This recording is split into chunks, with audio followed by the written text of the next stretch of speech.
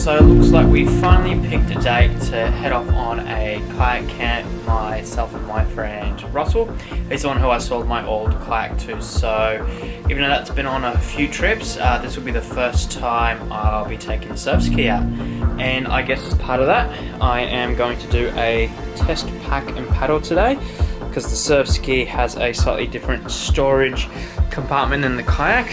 I used to pretty much chuck everything in a big dry bag that used to fit in there quite easily and chuck it in the back, and the water used to go on the front. They used to balance quite well. Not really the option with the surf ski anymore, so just going to be using a few smaller dry bags, packing everything up, and I'll take it down to take it out on the water today and just kind of see how it all balances out and how it goes. So yeah, that's the idea.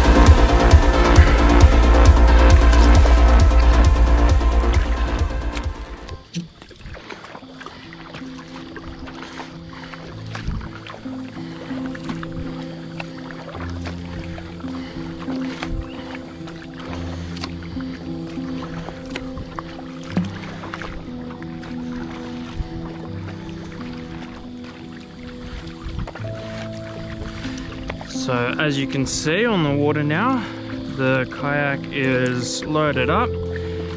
Pretty happy that the little front storage compartment in front of my feet can hold the 10 litres of water. I think I've got about 8 in there, 7 or 8 in there at the moment.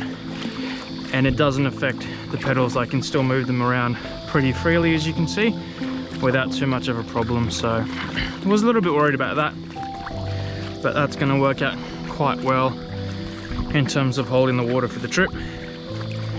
And I managed to fit in everything in the back pretty okay as well, without too much drama. I didn't have a bag for food for today, so there's going to be a few extra items which go in the back, but should be able to cope. The kayak definitely feels much lower in the water, much heavier, and therefore much slower, but still easy enough to paddle, easy enough to maneuver, as you can see, so shouldn't be much of a problem.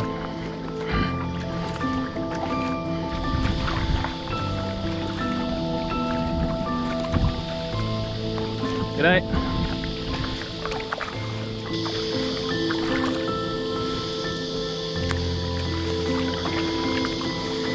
So the plan for next week is still a little bit up in the air at the moment. Obviously, as a lot of you guys might be aware, we are in the middle of some pretty bad bushfires here in Australia, particularly along the east coast. Much of the east coast is on fire, or large sections of it, all the way from Queensland, northern New South Wales, to down towards South Australia, Victoria.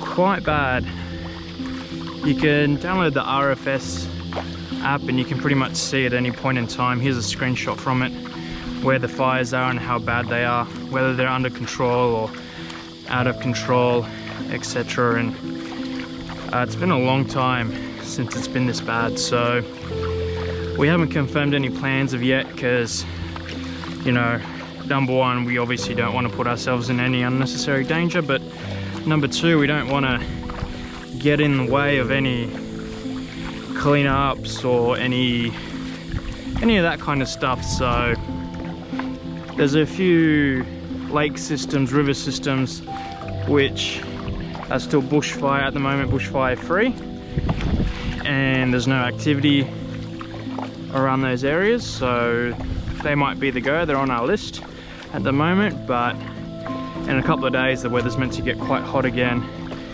and the danger's meant to go up a significant amount, so we'll see if they stay that way.